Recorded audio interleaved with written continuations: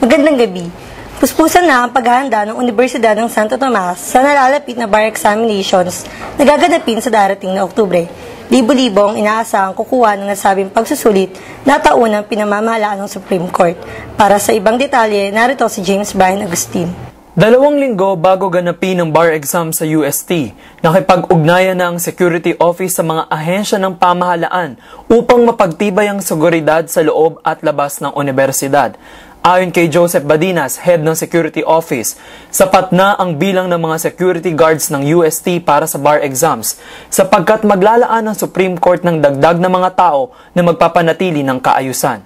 Kung meron mang adjustment, yung Supreme Court na ang gagawa nun. So, sila kasi ang pwedeng mag-utos kung anong unit ng armed forces ang po pwede nilang kunin.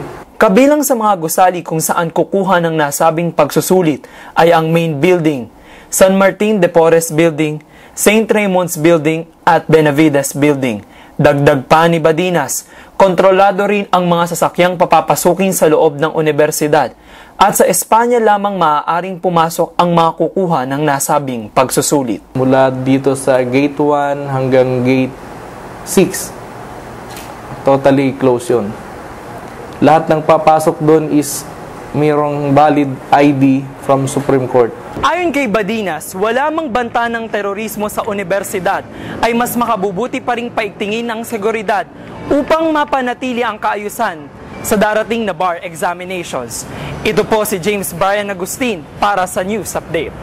Manatiling nakatutok para sa iba pang nagbabagang balita. Ito po si Rizny Maricuelo para sa News Update.